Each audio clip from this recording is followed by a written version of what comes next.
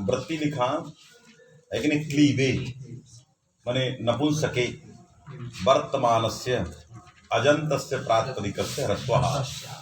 नपुंसक लिंग में वर्तमान है कि नहीं, नपुंसक लिंग में वर्तमान माने नपुंसकत्व निरूपित वृत्तित्व विशिष्ट जो अजंत प्रातिपदिक है कि नहीं, नपुंसक निरूपित जो विशिष्ट अजंत प्रातिपदिक नपुंसक वृत्ति है कि नहीं।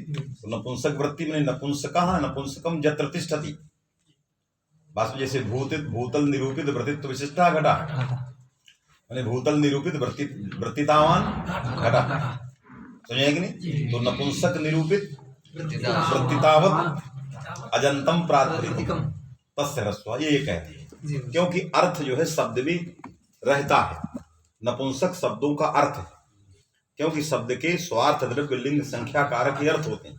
तो लिंग जो है वो शब्द का अर्थ है, किस शब्द का, अजंत प्रातिपदिकों का। वो अजंत प्रातिपदिक में नपुंसक अर्थ रहेगा, किस संबंध से रहेगा, वृत्तिता। तो उसका मतलब है आधेयता, वृत्तिता माने आधारता या आधेयता है कि नहीं, अर्थात शक्ति संबंध से। अर्थ अपने शब्द में किस संबंध से रहता, शक्ति संबंध, शक्ति ही संसर्ग है, समझे कि नहीं। तो नपुंसक ये अर्थ रह रहा है, किसमें रह रहा है, अजंत शब्द में रहे। अजंत शब्द में नपुंसक निरूपित आधारता है। तो वृत्तिता का दो अर्थों में प्रयोग किया जाता है, आधारता में या आधेयता, है कि नहीं। क्योंकि वृत्तिता दोनों के बीच में रहती है, आधार आधेय भाव के। जब आधार को आधेय में से अन्वय करते हैं तो वहां वृत्तिता का अर्थ आधेयता है, और जब आधेय को आधार में ले जाते हैं तो वृत्तिता का अर्थ आधारता है, बस में कि नहीं। तो नपुंसक क्या है, आधेय है, और आधार क्या है, उस अर्थ का शब्द है। तो नपुंसक निरूपित जो आधारता, बस में कि नहीं, माने वृत्तिता, तादस वृत्तिता विशिष्ट जो अजंत शब्द प्रातिपदिक तस्य ह्रस्वः सचालोवन्त्यस्य, तो बन गया श्रीपम, है कि नहीं। श्रियम पात यत् कुलम तत् श्रीपम कुलम, जो कुल लक्ष्मी को सुरक्षित रखता है उस कुल का नाम श्रीपम कुलम, है कि नहीं। हाँ, में रश्व नपुंसके। अब ये क्या लिख रहे हैं, ये तो सिद्धांत कौमुदी का अर्थ हो गया। चलिए, इह रश्व श्रुत्या अचः इति उपस्थितम। इसने कहा कि इह माने अत्र सूत्रे ह्रस्वस्य श्रुति ही विद्यते, ह्रस्वः अत्र श्रुतो वर्तते। श्रुता माने उपात्तः उच्चरितः, उच्चरितस्य ह्रस्वस्य अस्माभिः श्रवणं क्रियते, बात में है कि नहीं। तो श्रुति होने के कारण क्या जाएगा, अचश्च सूत्र जाएगा। अचश्च ह्रस्व दीर्घ प्लुत शब्दैः यत्र ह्रस्वः दीर्घः प्लुतः विधीयते तत्र अचः इति षष्ठ्यन्तम् उपदेक्षते। तो अचः इत्याकारक षष्ठ्यन्त पद आ गया ह्रस्वे नपुंसके प्रातिपदिकस्य में, और उस प्रातिपदिकस्य के षष्ठी को पाकर वहीं अन्वित हो गया, है कि नहीं। क्योंकि आया षष्ठ्यंत ह्रस्व के साथ नहीं होगा, अनन्वयात, सही कि नहीं, नपुंसके के साथ हो ही नहीं सकता, तो किसके साथ जुड़ेगा, प्रातिपदिकस्य के साथ। तो अचः और प्रातिपदिकस्य दोनों का अन्वय करना है। तो अच को प्रातिपदिक में विशेषण कर दिया, अब विशेषणत्वात् तदंत विधि कर दिया, तो अजंतस्य प्रातिपदिक, है कि नहीं। नपुंसके अजंतस्य प्रातिपदिकस्य ह्रस्वः असच अंत्यस्य अलः, तो पकार के अकार को ह्रस्व हो जाता है। ये तो श्रुत्या समझ में है कि नहीं। इस श्रुति से अचश्च परिभाषया इति अचः उपतिष्ठते। तेन प्रातिपदिकस्य विशेषणात् तदन्त विधि लगा। उपस्थित जो अचः षष्ठ्यन्त है वो अभेदेन प्रातिपदिक का विशेषण है, अतः एन विधि तदन्तस्य सूत्र द्वारा अत्र तदन्त विधि इत्याह अजन्तस्य ह्रस्व इति। तस्मात् तत्सर्वम् अभिलक्ष्य वृत्तौ मूले दीक्षितेन प्रोक्तम् अजन्तस्य प्रातिपदिकस्य ह्रस्वः इति वृत्तिः तेन अभिहिता। प्रातिपदिकस्य अचः इति तु न व्याख्यातम्। ये व्याख्या कर देते हैं, क्यों, दोनों का से दो तरह का अन्वय प्राप्त है। अन्वय दो तरह का, समानाधिकरणेन व्यधिकरणेन। समानाधिकरण में तदंत विधि होती है, व्यधिकरणेन में तदंत विधि नहीं होती। हम अच को प्रातिपदिक का विशेषण बनाएं या अच में प्रातिपदिक को विशेषण बना दें, अच में किसको बना दे? प्रातिपदिक। तो प्रातिपदिक संबंधी अच सच संबंधा अवयवावयी भावे, तो हमें अलोवंत आदि का कुछ नहीं करना पड़ेगा। नपुंसक लिंग में वर्तमान जो प्रातिपदिक तदवयो जो अच तस्य ह्रस्व। नपुंसक लिंग में विद्यमान प्रातिपदिक श्रीपा तदवयो अच कौन हो गया? आकार, उसको ह्रस्व हो जाए। बात में कि नहीं? तो ये इस प्रकार से भी अन्वय हम कर सकते हैं। समझ में बात आई कि नहीं? प्रातिपदिकस्य अस्तित्व व्याख्यातम, तो प्रातिपदिकस्य अवयवः अच इस प्रकार की व्याख्या नहीं किया। संभवति सामानाधिकरणे वैयधिकरण्यस्य अन्यायत्वात्। क्यों? हेतु दिया, संभवति सामानाधिकरणे वैयधिकरण्यस्य अन्यायत्वात्। यदि सामानाधिकरणेन अन्वय संभव है तो वैयधिकरणेन अन्वय अनुचित है। तो यहाँ सामानाधिकरणेन हो सकता है। अजन्तस्य प्रातिपदिकस्य सच भवन अन्त्यस्य अलः, ये व्याख्यान सुवच है। तो फिर वैयधिकरणेन क्लेश क्यों करेंगे? क्यों कहेंगे प्रातिपदिकस्य यहाँ अवयवः तस्य अचः ह्रस्वः स्यात्? बात में कि नहीं? इस प्रकार का व्याख्यान क्यों करें? और वो भी श्रीपा में श्री के ई को न ह्रस्व हो जाए तो अलोअंत्यस्य को भी लाना है कि प्रातिपदिकस्य अवयवः अन्त्यस्य अचः। तो ये क्लिष्ट व्याख्यान वैयधिकरणेन अपेक्षा जब सामानाधिकरणेन अन्वय हो रहा है, अलोअंत्यस्य दोनों पक्ष में लाना ही है, तो ऐसी परिस्थिति में एतादृशम क्लिष्टम व्याख्यानम नादरणीय। बात में कि नहीं? सुभाग ब्राह्मण कुलम इत्यादि अतिव्याप्ति। और दोष भी है। यदि आप वैयधिकरणेन अन्वय कर दिया, भाई अलोअंत्यस्य कहोगे हम नहीं लाएंगे, अलोअंत्यस्य नहीं लाओगे, तो सुभाग के बा के आ को ह्रस्व हो जाएगा। किसको हो जाएगा? और ले भी आओगे तो अंत्य अच होना चाहिए। चकार व्यंजन है तो अंत्य अच कौन होगा? आ ही होगा। शोभना बाक यस्य ब्राह्मण कुलस्य, शोभना बाक यस्य ब्राह्मण कुलस्य तत् ब्राह्मण कुलम सुभाग ब्राह्मण कुलम।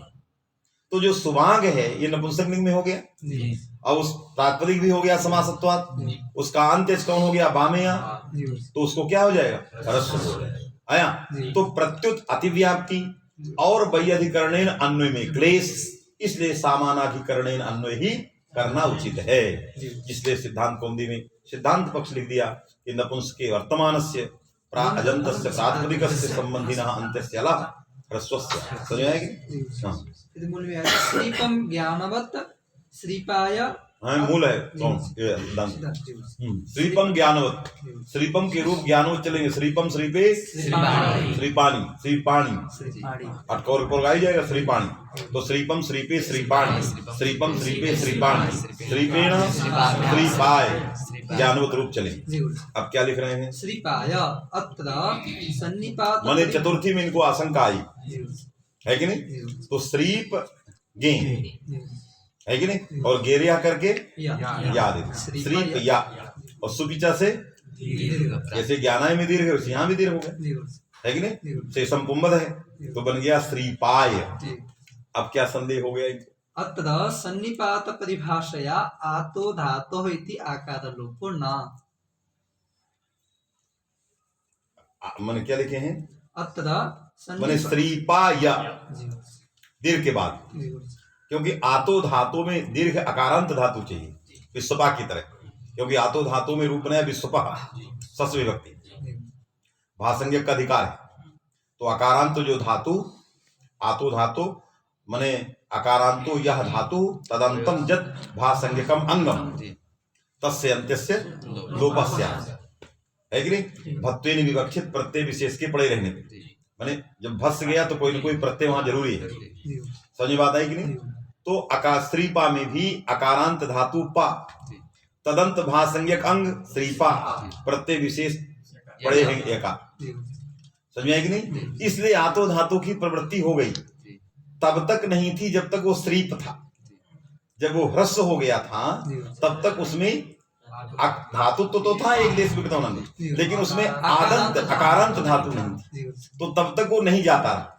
जैसे ही सुपिचा ने दीर्घ किया हो गया, तो कहा सन्निपात परिभाषा लोप नहीं होगा, है कि नहीं? सन्निपात परिभाषा के कारण लोप नहीं होगा, क्योंकि यह या जो गे के स्थान में आया ये अदंत को मान के आया। ह्रस्व जो आकार था श्रीप, है कि नहीं? है ना? गेर यहाँ अतोंगात पर से, ये जिस अदंत के कारण आया उसी को वो अपने में निमित्त हो करके उस अदंत विघातक शास्त्र आतो धातु के प्रति निमित्त नहीं होगा, है कि नहीं? तो यह प्रत्यय निमित्तत्वेन गृहीत नहीं होगा, और आतो धातु की प्रवृत्ति भक्त्वेन आक्षिप्त प्रत्यय विशेष परे रहने पर ही लगती है, ये उसमें निमित्त नहीं बनेगा, इसलिए जो है यहाँ पर लोप नहीं। समझ में आया कि नहीं? चलो इसका वो खत्म हो गया कह रहा बैटरी।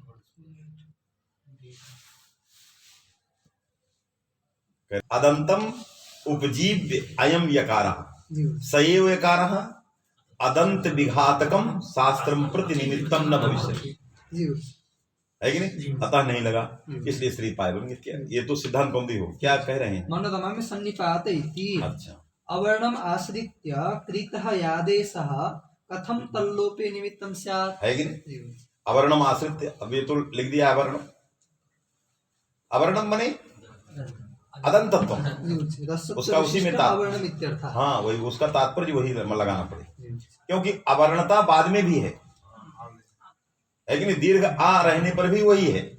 अवर्ण तो दोनों पक्षों में, ह्रस्व आ था तब भी अवर्ण था, दीर्घ हो गया तब भी अवर्ण रहा, है कि नहीं? तो इसने कह दिया कि अदंतत्वम उपजीव्य माने अवर्णम माने अदंतत्वम क्या? आश्रित्य कृतः यादेशः, जो ये आदेश किया गया सएव यादेशः लोपम कथम प्रति तल्लोपे निमित्तम हाँ, स्यात्, अतः लोपम प्रति निमित्तम न भविष्यति, अन्यथा अदंतत्वम नश्येत लोपेन, लोप से अवर्णता चली जाएगी। एतच्च एवं सूत्रे इको गुणवृत्ति इति सूत्रे च भाष्ये ध्वनितम्। ये सब भाषाओं में ध्वनित है। कौन? सन्निपात परिभाषा विरोधान न आतो धातो प्रवर्तते इति ध्वनितम, ये बात इनमें आई हुई है। कैयटेन प्रतिपादितम्, और कैयट ने दोनों भाष्यों की अच्छी व्याख्या की है। शब्द कौस्तुभे और शब्द कौस्तुभ में हमने भी खूब रखा है। क्या रखा ये सब कुछ नहीं कहे, कह दिया शब्द कौस्तुभे, वो हमने भी कहा, कैयट ने भी कहा, भाष्य ने भी क्या कहा कि श्रीपाय में दीर्घ के बाद आतो धातो नहीं लगता, क्यों? सन्निपात परिभाषा विरोधात। समझ में है कि नहीं? अब शब्द रत्नकार देखिए कुछ कहते हैं तो अच्छी बात। हाँ चलो, शब्द कौस्तुभ निष्कर्षम प्रापितम इति ततएव अवधार्यम। हाँ, शब्द कौस्तुभ में हम निष्कर्ष जो है सब प्राप्त कर लिए हैं, और उसी के अनुसार हमने श्रीपाय में कह दिया है यहाँ सिद्धांत कौमुदी। एवं च या धातु शुभम या शब्दस्य, बस इनका इतने में ही तात्पर्य था। इनका जो दीक्षित जी का तात्पर्य था, माने स्वकीय मत प्रतिपादने तात्पर्य नास्ति पर मतस्य खंडने तात्पर्य, इसीलिए वो इतनी बड़ी भूमिका बना रहे थे। सन्निपात परिभाषा विरोधा न लोपः भाष्ये कौस्तुभे कैयटे, है कि नहीं? तदनुसार मैंने बड़ी कहा, बहुत निष्कर्ष के साथ कहा। अब जो इस तरह कह रहे थे वो खत्म, क्योंकि मैं निष्कर्ष के साथ। कौन कह रहे थे? क्या लिखे हैं? माधव के खंडन में ही ये आतो धातु का प्रकरण उठाना चाहते थे, नहीं उसकी कोई जरूरत नहीं थी, है कि नहीं? तो माधवाचार्य ने क्या लिखा? एवं च या धातु, या क्योंकि माधवीया धातुवृत्ति धातु के निरूपण में है, तो या धातु के प्रसंग में माधवाचार्य ने कुछ लिखा। या धातु शुभम या शब्दस्य, तो शुभम या तिथि शुभया, शुभम या ये प्रयोग बना दिया, है कि नहीं? शुभम या तिथि शुभम या, ये भी विश्वपा की तरह है, सही कि नहीं? तो चतुर्थी में क्या बनाना चाहिए? शुभम या य, जैसे वहां बनता है ना श्रीपाय, तो उसी तरह यहाँ क्या बनाना चाहिए? शुभम या य, ये रूप इनको बनाना चाहिए, लेकिन इन्होंने क्या बना दिया? शुभम ए माने आकार का लोप कर दिया। शुभम या के या धातु के आकार लोप कर दिया, दीर्घ के बाद, दीर्घ के बाद क्या कर दिया? लोप कर दिया, और लोप कर दे के बाद क्या बना दिया? शुभम ए बना दिया। अब बनाना चाहिए श्रीपाय की तरह शुभम या, इसलिए यह ग्रंथ कैयट कौस्तुभ और भाष्य विरुद्ध ए तस्मिन वर्णने तात्पर्य, है कि नहीं? तो दीक्षित का केवल माधव के शुभम ए प्रयोग के खंडन में तात्पर्य था, न स्वकीय मतस्य उपस्थापने, नहीं तो सारी चीजों को अच्छे से रखते और वो पृष्ठ पेशन हो जाए, है कि नहीं? तो केवल इतना ही में तात्पर्य था कि ये प्रयोग गलत कर दिया, समझ में आया कि नहीं? एवं च या धातौ शुभम या शब्दस्य क्लीबस्य ङयि शुभम ए इति यत् माधवेन उदाहरितं तत् न आदर्तव्यम्। इसलिए माधवाचार्य ने जो चतुर्थी के एक वचन में शुभम शुभम ए उदाहरण दिया है वो नार्दतव्यम। क्यों? कय्यड़ विरोधात, भाष्य विरोधात और मयासह विरोधात, है कि नहीं? इसलिए नादरणीय। ये तो बात कह दिया। अब आगे क्या लिख रहे हैं? शब्दरत्न में अवर्णम इति। इन्होंने क्या लिखा वर्णम में? रसत्व विशिष्टम अवर्णम इत्यर्थः। हाँ, गलती बोल गए। मूल में आपने संस्कृत गलत कर दिया। क्या लिखा था मूल में श्रीपाय के लिए? अवर्णम आश्रित्य उत्पन्न यादेश, न अवर्णम आश्रित्य उत्पद्यते। अवर्णम आश्रित्य नोत्पद्यते। किम आश्रित्य उत्पद्यते? ह्रस्वत्व विशिष्टम अवर्णम उद्देश्य उत्पद्यते। तो आपने केवल अवर्णम रख दिया, उसमें विशेषांश का परित्याग कर दिए, तो यहाँ आप भी असंगत है कि नहीं? इसलिए लिखना चाहिए मूल को ह्रस्वत्व विशिष्ट अवर्णम आश्रित्य उत्पन्न यह या सह या कथम तल्लोपे निमित्तम स्यात्। तल्लोपे मैंने उस आकार के लोप में निमित्तम कथम स्यात्, माने यदि आकार लोप हो जाएगा तो ह्रस्वत्व विशिष्ट अवर्ण नष्ट हो जाए। यद्यपि दीर्घांश में दीर्घ जब हो गया तो अवर्णत्व अत्व नष्ट, ह्रस्वत्व नष्ट हो गया है, अत्व नष्ट हो गया है। लेकिन उसमें कारण था कष्टाय क्रमणे, उसमें परिभाषा रुकी। लेकिन लोप में आप परिभाषा नहीं रोक सकते। लोप में परिभाषा लगेगी, दीर्घ में भले ही न लगे। तो दीर्घ के समय इस यकार का उपजीव्य जो ह्रस्वत्व विशिष्ट अवर्ण था उसमें विशेषांश नष्ट हो गया है कि नहीं? दीर्घ प्रवृत्तौ अपि उपजीव्य विघाता, क्योंकि ह्रस्वत्वम नश्यति, है कि नहीं? विशेषांश जा रहा है लेकिन उसके नाश में भी कोई क्षति नहीं है। क्यों? परिभाषा नहीं लगना है उसमें। कष्टाय के बड़े दीर्घांश में प्रमाण बैठा है। समझे कि नहीं? तो ह्रस्वत्व के नष्ट हो जाने पर भी अब क्या होने लगा? क्यों? उसका यादेश का निमित्त केवल ह्रस्वत्व नहीं था, अवर्णत्व भी है। तो इदानीम अवर्णत्वम अपि, है कि नहीं, नष्ट हो जाए। यदि लोपः आतो धातो इति सूत्रम कदाचित प्रवर्तेत तदा लोपेन अवर्णस्यापि विनाशस्य ह्रस्वत्वम तो गतमेव। विशेषांश तो गया, अब विशेषांश भी चला जाए तो इसका पूरा का पूरा उपजीव्य नष्ट हो गया। तो उपजीव्य विरोध है, अतः लोप नहीं होगा। समझ में है कि नहीं? तो इन्होंने मूल को अच्छी तरह से पकड़ के लगाया। चूंकि इन्होंने, दीक्षित ने क्यों छोड़ा? इसलिए छोड़ा कि ह्रस्वत्व तो नष्ट होना ही है, बस में कि नहीं? क्योंकि कष्टाय क्रमणे बैठा है, बस में कि नहीं? वो तो सर्वत्र नष्टम भविष्यति, केवल यहां के लिए नहीं, सब जगह नष्ट हो जाएगा। इसलिए जो उपजीव्य नष्ट होना ही है दीर्घ के प्रति, सब जगह नष्ट होना है, तो वो उसका उपजीव्य है ही नहीं। यदि उसका उपजीव्य वो होता तो नष्ट ही न होता। इसलिए उस अंश में उसने छोड़ दिया, कष्टाय क्रमणे के ध्वनन कराने के लिए छोड़ दिया, वास्तविक नहीं। तस्मात् सोपि ग्राह्य अयमपि ग्राह्य अस्पष्ट प्रतिपत्त्यर्थम एतेन उक्तम और तत्र दीक्षितस्य वाक्ये गर्भे आसीत्, है कि नहीं? वो उसके गर्भ में ही वो रखा हुआ, और गर्भ में न रखा होता तो ये निकाल ही नहीं सकते थे ह्रस्वत्व विशिष्ट अवर्ण। वो अवर्ण का तात्पर्य ही उसी में है, क्योंकि वो ह्रस्वत्व जो विनाश है वो अवश्य भावी है, इसलिए उन्होंने छोड़ दिया है उसको। बात समझे कि नहीं? इसलिए क्षति ही नास्ति उभयम साध, दोनों आचार सही है। ह्रस्वत्व विशिष्टम अवर्णम इत्यर्थः यादेशे अत इति अनुवृत्तेः। क्यों?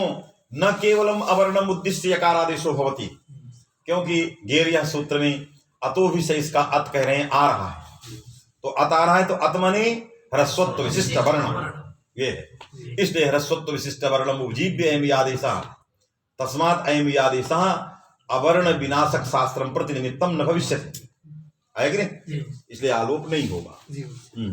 तत्र यद्यपि कष्टाय क्या तत्र माने श्रीपाय इत्यत्र, यद्यपि माने श्रीपा या इत्यत्र प्रक्रिया में आ जाएगी।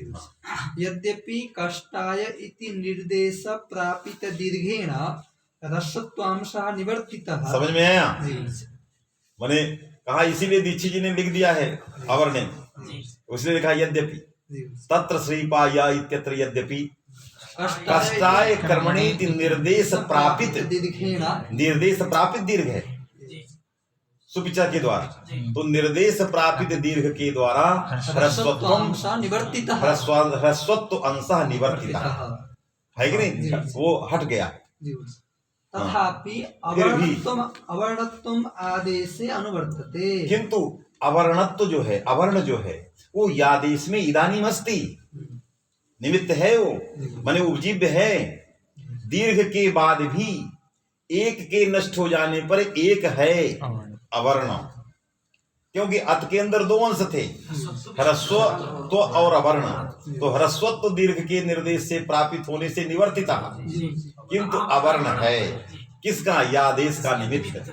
अनुवर्तते माने अस्ति, यहाँ अनु अविवक्षित है, अनुवर्तते में अनु पदार्थ अविवक्षिता, केवल वर्तते, भाषा में कि नहीं, तो विवक्षा वर्तते की है, क्योंकि निवर्तितः और आगे तथापि अवर्णत्वम आदेशे आदेशे, आदेशे माने यादेशे अवर्णत्वम अस्ति, वर्तते, अनु को हटाइए वहां से, वर्तते, वर्तते माने अस्ति, माने अवर्णत्व वहां है, समझे कि नहीं। इसलिए अनु का अनुवर्तते होते तो हमें कहीं से लाना पड़ता, लेकिन वहां लाना नहीं है, उसमें अवर्ण है, पा में अवर्णत्व है, इसलिए तात्पर्य वर्तते में है, अनु में नहीं है ग्रंथ का। समझ में आया?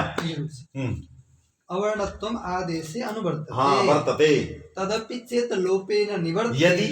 यदि लोप हो जाए, क्योंकि अकारांत मिल गई धातु और उसका आतो धातु लग जाए, तो अवर्णत्वम अपि निवर्तित, अवर्णत्वम नष्टम स्यात्, माने अवर्णोपि तत्र निवर्तित स्यात्, ह्रस्वांत ह्रस्वत्ववत्, जैसे ह्रस्वांसवत् यथा ह्रस्वांसः निवर्तिता, तो अवर्णोपि निवर्तित स्यात्, तो उपजीव्य विरोध स्पष्ट है, तो उपजीव्य विरोध आ गया, तस्मात् सन्निपात परिभाषा आलोप नहीं लगाया गया। समझ में आया कि नहीं, माने ह्रस्वत्व विशिष्ट अवर्ण को लगाया। तदपि चेत लोपेन निवर्तेत तदहि परिभाषा विरोधः स्पष्ट एव इति। यदि वो भी लोप से हट जाए, तो यकार का उपजीव्य जो अवर्ण था वो भी नष्ट हो जाए, तो फिर उसका जो है उपजीव्य विघात है, अतः उपजीव्य विघातक लोप शास्त्र के प्रति यकार निमित्त नहीं हो सकता, अतः बन गया श्रीपाय। भाष्ये इति भाष्ये ध्वनितम्। अब इन्होंने कहा मैंने कौन सा भाष्य लिखा था ऊपर, इको गुण वृद्धि एवं, ये जो तमाम सूत्र लिखा इनके भाष्य में कहा है, मूल ने भाष्य को नहीं दिया, तो ये भाष्य कृत भूरी परिश्रम है, इसलिए दे रहे हैं भाष्य उठा है कि नहीं, महाभाष्य कृत भूरी परिश्रम, इसलिए देखो खोज सब रख देते हैं जहाँ भाष्य। गा धातु हो ते गुणेन अकारे अर्धातु को पदे से, क्या लिखा फिर से पढ़ो भाष्य। भाष्ये इति गा धातुष्टे गुणेन अकारे अर्धातु को पदे से अदन्तत्वाभावात् अतो लोपाभावेपि पदरूपेण सामगस्य सिद्धौ कापुष्टकः, कापुष्टक का उदाहरण ही सामगा, सामगी आया ही है। कापुष्टकः कीटकदनात् लिंगात् आकारस्य गुणो न इति व्यर्थं तत्र इग्रहणम् इति भाष्ये उक्तम्। ये तो भाष्य, इसमें कहीं भी सन्निपात की कोई चर्चा नहीं। अरे भाष्य ध्वनितम तो आया था, लेकिन कहीं लिखा पूरे वो जो रख दिया कि सन्निपात आया हो, है कि नहीं, सन्निपात की कोई चर्चा नहीं दिया। क्या लिखा, गाधा। अब सुनो ये क्या कहना चाह रहा, कहा इको गुण वृद्धि सूत्र का प्रयोजन विचार कर रहा है, उस इको गुण वृद्धि सूत्र प्रयोजन विचार प्रसंगे टक का कित्व तो अनर्थक हो रहा है। क्या अनर्थक हो रहा है, गापोस टक में का कित्व तो क्यों किया, बस में कि नहीं, वो कित्व तो व्यर्थ पढ़ करके भाष्यकार ने ज्ञापन किया अवर्णस्य गुणों न भव, आकार को गुण नहीं होता। यदि ज्ञापन कर दिया तो इको गुण वृद्धि की कोई जरूरत नहीं, क्योंकि एक उसी के लिए है कि आ को गुण ना हो, अरे इक क्या थे, ई उरिंद्री, आय तो ज्यादा आ रहा है जी वास्तव में कि नहीं। तो आकार के गुण को हटाना है, वो टक के कित करण सामर्थ्यात हटा दिया। आकार सुगुणो न भवती कित करण सामर्थ्यात, ये भाष्यकार ने ज्ञापन दे दिया। इको गुण वृद्धि को कहा कोई जरूरत नहीं है, एक पक्ष उठाया। उसी पक्ष के प्रसंग में सन्निपात परिभाषा कहीं से लाना है। यदि सन्निपात परिभाषा लग जाए तब आकार सुगुणो न भवती इत्याकारक कित करण सामर्थ्यात जो ज्ञापन परक भाष्य है असंगत हो जाए। कैसे लगेगी देखो क्या लिखा, पहले प्रकरण में आइए। प्रयोग कहा गा धातु सामगह प्रयोग बनाना, क्या बनाना है, सामगह जो बना रहा है। सामगह प्रयोग में साम गायत्री, अरे इण इण इण वाला लीजिए, साम को हाँ गायती भी कर सकते, साम गायती, गा बन गया गई धातु से, साम उपपद रहते गा धातु हो गई। अब लगा दीजिए गापोष्टक, गापोष्टक, गा और पा धातुओं से टक प्रत्यय होता है कर्ता, है कि नहीं। तो टक हो गया, आ बच गया, तो साम गा आ, ये तो स्थिति हो गई, आया कि नहीं। अब आ अर्धातुक है जी। आ क्या है, अर्धातुक। अर्धातुक होने के कारण इको गुण वृद्धि नहीं मानोगे, गुण प्राप्त हो। अरे जब इक रहता था तो इगंतांग गुण से आधातुक सार्धातुक, ये इगंत अंग नहीं था, है कि नहीं, अदंत आदंत था, लेकिन अब नहीं है वो, तो अंगस गुण से बस यही अर्थ होगा। अंग के अंदर इक भी आएंगे और अनिक भी आएंगे। अनिक जो साम गा का आया, गा का आ, तस्य गुणो भविष्यति, तो गुणो भविष्यति, तो भाष्यकार ने कहा आकार से स्थाने अकारो गुणो भविष्यति, ह्रस्वकार गुण हो जाएगा।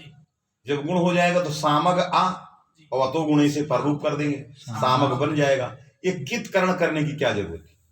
कित करण कैसे किया गया, जब आप कृदंत में प्रयोग सिद्धि करते हो तो वहां आतो धातो से लोप करते हो, आतो लोपो इट लोप करते हो, आतो धातु नहीं आतो लोपो इट से लोप करते, प्रयोग जो वहां बना गा के आ का, और प्रत्यय वाले को मिला देते, है कि नहीं। आतो लोपो इट मने आजाद्यो कित गीते प्रत्ययो गीत प्रत्ययो, है कि नहीं। आजादी कित गीत प्रत्यय के रहने पर आकार का लोप होता है।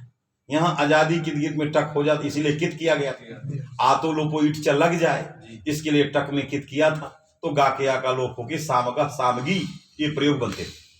गीत होके सामगी नहीं तो सामगा, आया कि नहीं। अब क्या है, अब कह रहा कोई जरूरत नहीं कित की, कित तो आप आतो लोपो इटचा के लिए किए थे। हम क्या करेंगे, यहाँ गुण करेंगे, इको गुण वृद्धि नहीं करेंगे। ह्रस्वकार गुण हो गया, अब लग जाएगा अतो गुणे, अपदांत आकार ग में आकार, गुण पड़े हैं ट्रा वाला आकार पर रूप हो गया, तो बिना अतो लोपो इटचा से बन गया क्या, सामग बन गया। कित करण क्यों किया, टक का कित करण व्यर्थ हुआ, व्यर्थ पढ़ करके ज्ञापन किया आकार से गुणों न हो, अर्थात आकार को गुण नहीं होता, इको गुण वृद्धि का प्रयोजन नहीं। ज्ञापन से आकार को भी हटाया कि आकार को गुण नहीं, तो कित स्वांश में चरितार्थ जी, इसलिए क्या कि आतो लोपो इट लग गया, सामक बन गया, समझ में कि नहीं। लेकिन इको गुण वृद्धि नहीं करना पड़ेगा। ये तो विचार आया, अब ये लिख क्या रहा है, प्रसंग क्या कर रहा है। गा, अब उसको एक एक पंक्ति देखो।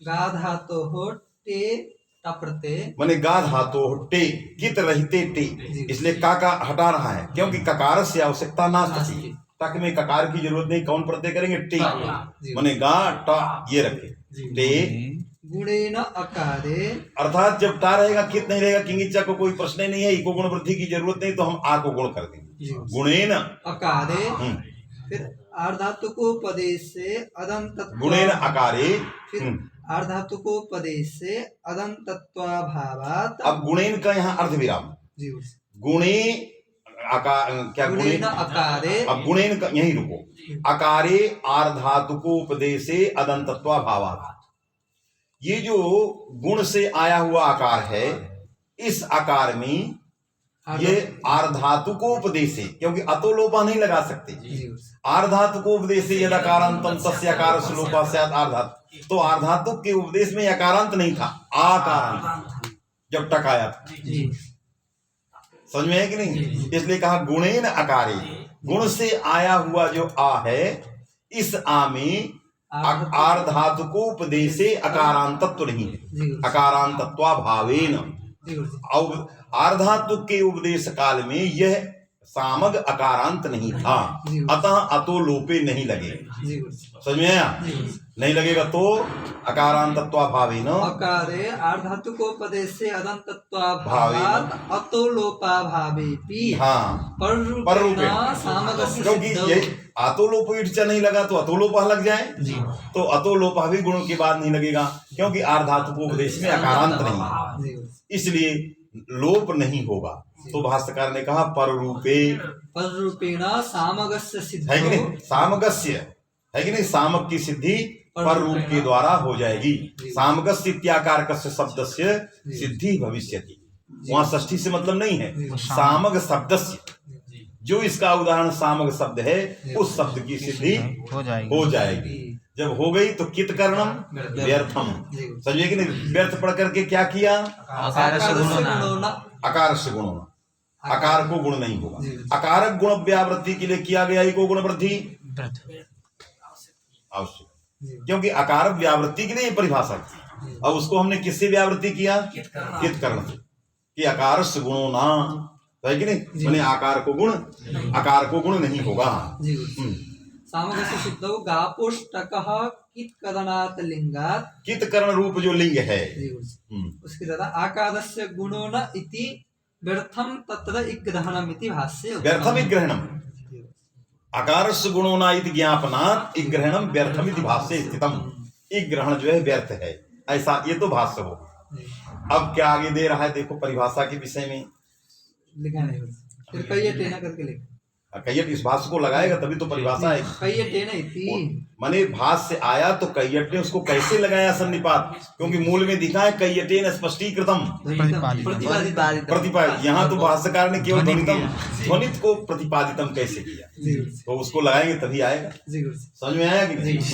कई टेना इति प्रकटीकृतम। सामगाय इत्यत्र, अब आगे चतुर्थी, क्योंकि वहां से प्रकरण से जोड़ना, सामक सामक की सिद्धि तो हो जाए, इको गुण वृद्धि का एक व्यर्थ हो जाए, समझे कि नहीं, किंतु सामगाय कैसे बने, क्योंकि सामग से चतुर्थी में गे आया, सामग गी और एको या हो गया, फिर सुपिचा से धीर हो गया, सामगा या बन गया। जब बन गया अब यहां पर जो है आतो धातो क्या लगाएंगे, आतो धातु। कहा इसमें धातु अवयवत्व तो है ही, धातु अवयवत्व है, कैसे है धातु अवयवत्व, क्योंकि पररूप हुआ है किसको, प्रत्यय वाले, और उस प्रत्यय वाले आ को दीर्घ हुआ है, इसमें धातु अवयवत्व कैसे रहेगा, फिर आतो धातु का प्रश्न ही नहीं है। तो कहा पूर्वांतवद भाव से लाएंगे, क्योंकि पररूप एकादेश है, तो पूर्वांतवद भाव से धातु तुल्य एकादेश के आ में, ह्रस्व आ में पर रूप, तो धातु अवयवत्व उसमें बैठा है और दीर्घ उसी को हुआ है, तो धातु अवयवत्व किस में आ गया, आ में आ गया। अब आतो धातु बस में कि नहीं, आतो धातु से आकार का लोप हो जाएगा, सामगाय बनेगा नहीं। जब सामगाय नहीं बनेगा है कि नहीं, क्योंकि लोप होने लगेगा, तो अब सन्निपात परिभाषा लगाना पड़ेगा, समझ कि नहीं, क्या लगाया, अब लिखा क्या है, पहले प्रकरण में आइए। सामगाय इत्यत्र असति टकः कित्वे, हमने यदि टा प्रत्यय करते टक नहीं करते, असति टकः कित्वे, क्योंकि कित्वम व्यर्थम सत ज्ञापकम, अकारस्य गुणो ना, ये ज्ञापन किया है कि नहीं। असति टकः कित्वे एकादेशस्य पूर्वान्तत्वेन ग्रहणात्, है कि नहीं, आकारस्य धात्वयवत्वेन आतो लोपः स्यात्। आतोलोप माने आतो धातु सूत्रेण आतोलोपः स्यात्। कित्वे तो समझ में आया, आतो धातु से लोप होने लगेगा, असति कित्वे, यदि कित्व नहीं करोगे तो पूर्वांतोद भाव से धातु अवयवत्व ला करके फिर आ में भी धातु अवयवत्व आया, अब आतो धातु से लोप होने लगेगा, असति कित्वे। कित्व जब करते हो तो गुण नहीं होता है, किसको, आ का, धातु के आकार लोप ही हो जाता, क्योंकि कित है आतो लोप इच्छा से, गुण का प्रश्न ही नहीं है। तो इसके बाद क्या बना, सामग। अब जब दीर्घ करोगे तो धातु अवयव ही नहीं, प्रश्न ही नहीं है, बस में कि नहीं, इसलिए कित्व जो है चरितार्थ हो जाता है। क्या लिख रहे हैं पहले पढ़ो, अभी सन्निपात तो आया ही नहीं। कित्तो हेतु आतो लोप इति आलोपे हाँ धातु नवयवत्वात् कित्तु रहने पर आतो लोपो इर्चा से आकार का लोप हो जाने से धातु अवयव नहीं है। अनवयवत्वात् अप्रवृत्ति इत्याशंक्य है कि नहीं, माने वहां पर आतो धातु सूत्र की अप्रवृत्ति है, जी ये कईयट ने आशंका की, जी है कि नहीं, अर्थात आतो धातु नहीं लगेगा। जी हम्म, फिर सन्निपात परिभाषया अकित्वेपि न आतो लोप इति तेन प्रतिपादितम्। हाँ माने अकित्त पक्ष में भी अकित्त पक्ष में भी आतो धातु नहीं लगेगा। जी जब कित नहीं करोगे जी श्री वो साम गा या अकित्त नहीं है, हाँ। आपने धातु अवयवत्व बैठा है, आतो धातु को लगने जा रहा है, तो सन्निपात परिभाषा आ गई, और परिभाषा आ गई तो क्या बन गया कि यह जो ह्रस्वत्व विशिष्ट अत्व था, अवर्ण था, ये जो है यादेश में निमित्त है। ह्रस्वत्व तो कष्टाय क्रमणे से निवर्तित हो गया, वास्तविक नहीं। यदि आतो धातो इति सूत्रम प्रवर्ते तो अवर्ण भी चला जाए, जी तो यकार का जो निमित्त अवर्ण था वो भी चला जाए, तो उपजीव भी विरोध आ गया। अतः सन्निपात परिभाषा विरोधात वहां आतो धातु नहीं लगेगा। तो अकित्त और कित्त पक्ष में दोनों एक ही समान के रूप, नहीं तो फलभेद हो जाएगा, क्योंकि यदि सन्निपात परिभाषा न लगे तो अकित्त पक्ष में आतो धातु लगेगा और कित्त पक्ष में नहीं लगेगा। इसलिए उस पक्ष में भी परिभाषा लगाना है जिससे फलभेद ना हो जाए, समझे कि नहीं, अन्यथा प्रत्याख्यान कित्त के द्वारा ज्ञापन परक भाष्य असंगत हो जाएगा, फलभेदात्। अकित्त पक्षे आतो धातु सूत्र से प्रवृत्ति भिन्नम रूपम, अकित्त पक्षे नहीं लगेगा, दीर्घ घटितम रूपम सामगाय, है कि नहीं, और उसमें दूसरा रूप बनेगा, आज चला ही जाएगा। हाँ। इसलिए रूप में फलभेद हो गया। फिर कित्तम व्यर्थम सत्कथन ज्ञापकम, फलभेदा। इसलिए सन्निपात परिभाषा का संचार करना अनिवार्य है। जब लगा दिया तो फल में समानता है कि नहीं, इसलिए फल में समान होने से कित्त व्यर्थ है, अतः व्यर्थ पढ़ करके ज्ञापन करेगा, अकारो न गुणा। इत्याकारक भाष्य की संगति तभी होगी जब सन्निपात परिभाषा का संचार किया जाए। समझ में आया कि नहीं? चलिए, सन्निपात परिभाषया अकित्वेपि न आतो लोप इति तेन प्रतिपादितम्। प्रतिपादितम कयटे, समझ में आया? सप्त कौस्तुभे इति कहा, शब्द कौस्तुभ में भी हमने कुछ कहा, प्रापितम उद्भुक्त भावश्च तत्तदुक्तः। जितना ये भाव है पूर्वोक्त भाव है कि नहीं, जो ये पूर्वोक्त हमारे द्वारा भाष्य आदि आया है, सब ये शब्द कौस्तुभ में कहा गया, इसलिए पूर्वोक्त शब्द का प्रयोग किया। पदे तु व्याप्य अत्वजात परे अब कुछ नई बातें लिखना चाहिए। अभी तक अनुवाद किया है, प्राचीनों को लगाया है, दीक्षित को लगाया है कि तुम्हारा भाव ये था, अब परे अपना कुछ नया जोड़ना चाह रहा है। क्या है? पदे तु व्याप्य अत्वजाति ययादि सन्निपात निमित्तः दीर्घः न स्वसन्निपात विघातक लोप निमित्तम्। कौन जाति? व्याप्य व्याप्य अत्वजाति, व्याप्य अत्वजाति, आगे क्या लिखा? व्याप्य अत्वजाति ययादि सन्निपात निमित्तः दीर्घः, माने व्याप्या क्योंकि क्या लिखा? व्याप्य व्याप्यात्वजाति, व्याप्य अत्व जाति, आगे न्यायादि, ययादि सन्निपात, माने न्यायादि जो सन्निपात है, जो न्यायादि है, वो न्यायादि व्याप्य अत्व जाति से युक्त है। व्याप्य अत्वजाति यस्मिन् इत्यर्थः, क्यों उसमें ले जा रहा है? व्याप्या अत्व जाति यस्मिन् न्यायादौ,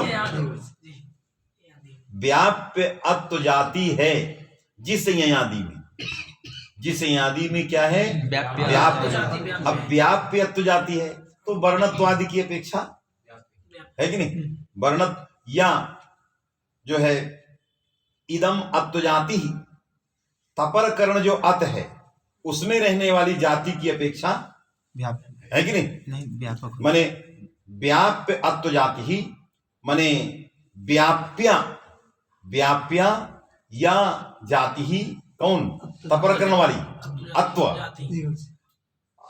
है कि नहीं, व्याप्या अत्तन निरूपित व्यापकतावती यदत्वम तादृशम अत्वम निमित्तम यस्मिन् न्यायादौ। नहीं समझे? क्योंकि तपरकरण किया है इसलिए कुछ करना पड़ेगा।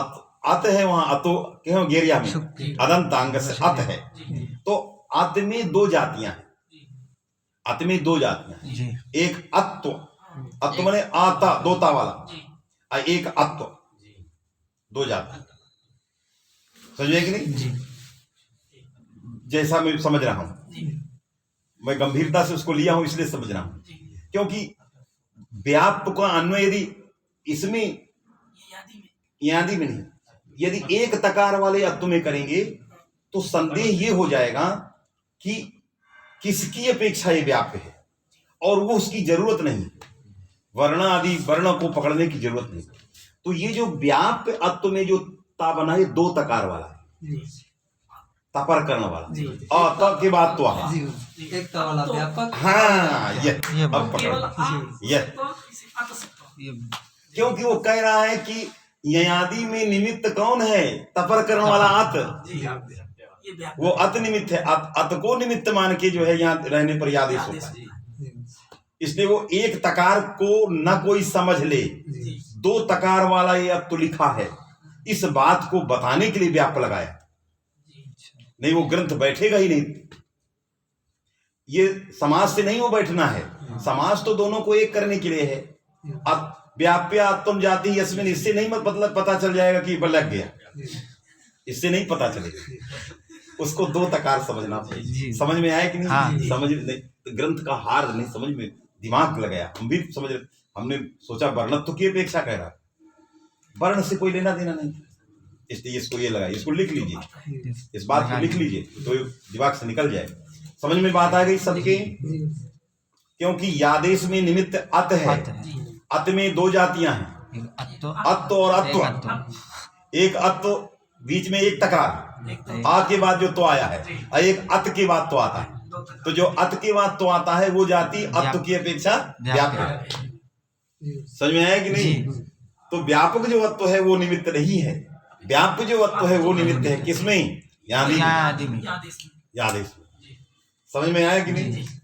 तब वो लगेगा ये, तब वो ग्रंथ। इसलिए शेखर बड़ा गंभीरता से लिखता है, उसको पकड़ने के लिए दो ता लिख देते तब भी उतना समझ में नहीं आती, आदमी वही पकड़ता।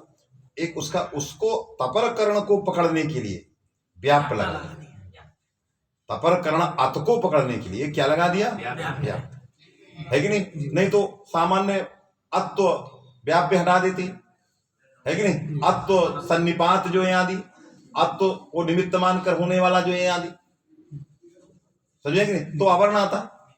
अत्व जाति तो सभी अकारों में है, अत्व जाति क्या है? सभी अकारों, और सब निमित्त थे नहीं यादी या में, इसलिए उसमें व्याप लगा दिया कि अत को निमित्त मान किया। समझ में आया? तो व्याप अत्व है जाति जिसमें, अर्थात अत है निमित्त जिसमें, ये कहना चाहते हैं।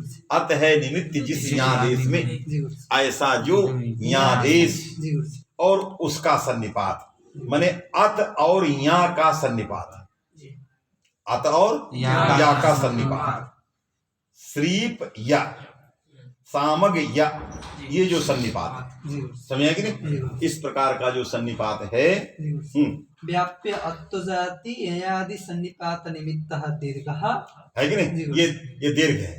कौन? सुपिचा वाला। सुपिचा अत और या, इसके निमित्त को, निमित्त माने पूर्वा परिभाव, सन्निपात, इस प्रकार की जो उसकी स्थिति है कि नहीं? श्रीप और या एवं भूतः यह समुदाय, अव्यवहित पूर्वा परिभाव रूप समुदाय, तादृश समुदाय है एवं सन्निपाता। इस प्रकार का जो समभिव्यहार रूप सन्निपात है, यह इसी सन्निपात, यह सन्निपात सुपिचात के दीर्घ के प्रति निमित्त है। आया कि नहीं? यदि दीर्घ के प्रति निमित्त है, निमित्त रहने पर भी यह परिभाषा दीर्घातिरिक्ते प्रवर्तते, कष्टाय कर्मणे तीन देशात, इसलिए स्वातिरिक्त उसमें जोड़ दिया। किस प्रकार का सन्निपात विघात चाहिए? दीर्घातिरिक्त सन्निपात विघात। ये क्यों ऐसा लिख रहा है? परेतु शब्द कौस्तुभकार ने इस प्रकार का अर्थ परिभाषा का किया ही नहीं, कुछ दूसरा अर्थ कर दिया जो अंडबंड अर्थ है कि नहीं? तत्खंडने तस्य तात्पर्य, उस शब्द कौस्तुभ के द्वारा किया गया जो परिभाषार्थ है, उसी परिभाषार्थ को खंडन कर रहा है।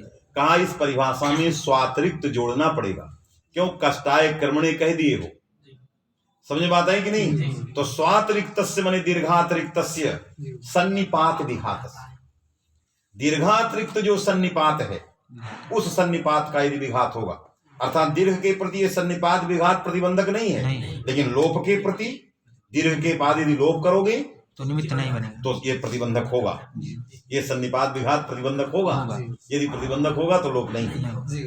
समझ में आया, ये परिभाषा था।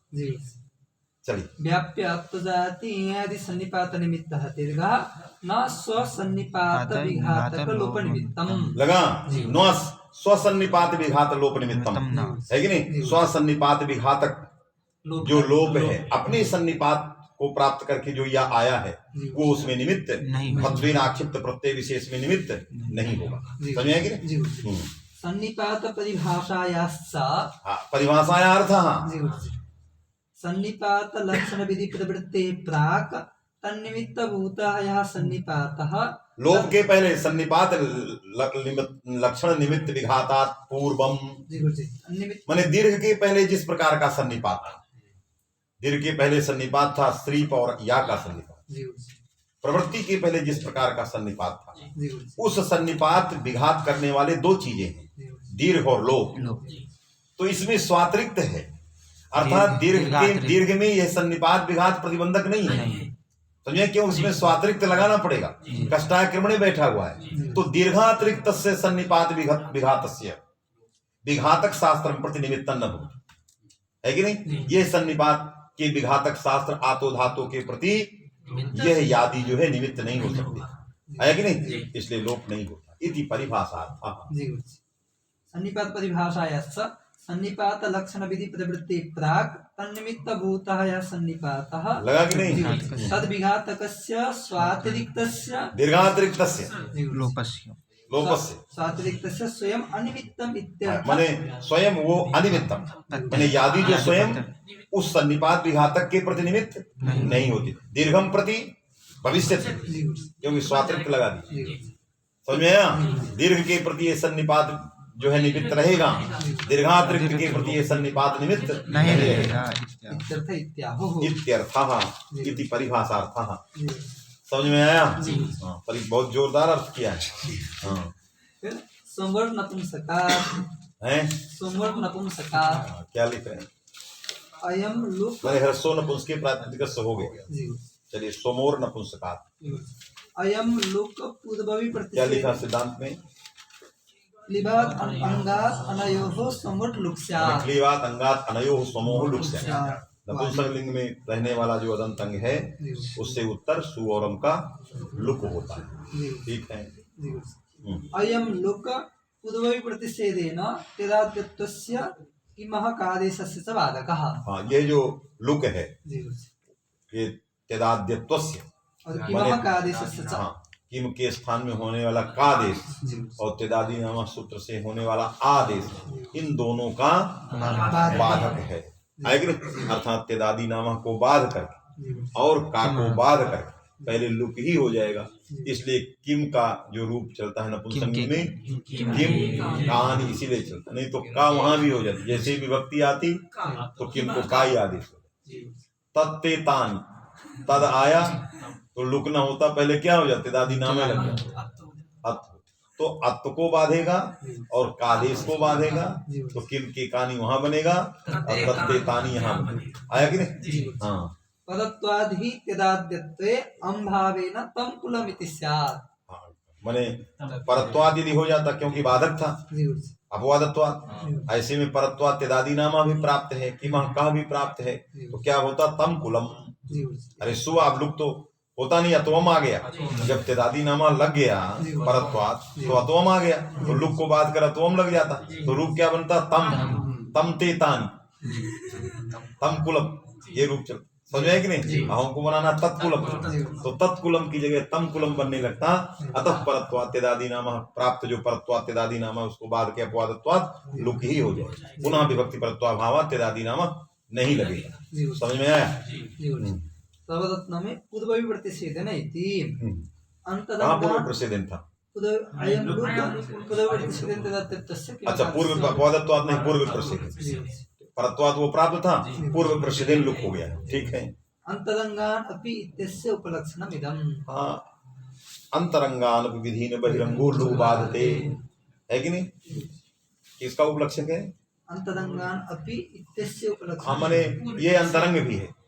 समोर लुक परत्व की अपेक्षा पूर्व प्रसिद्ध तो है ही है, लेकिन अंतरंग भी है। यदि वो तेदादी नामा पर है तो समोर लुक, समोर नपुंसकार अंतरंग है। क्यों? विभक्ति अनिमित्तक, अपर निमित्तक, और तेदादी नामा पर निमित्तक, क्योंकि विभक्तौ परतः तेदादी नामा आकार स्यात्। विभक्ति निमित्तक पर सापेक्ष है, यह निरपेक्ष है।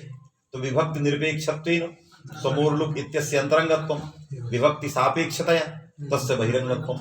तो फिर पूर्व प्रसिद्धेन कहने की जरूरत नहीं थी, अंतरंग, क्योंकि पर से अंतरंग बलवान ही था।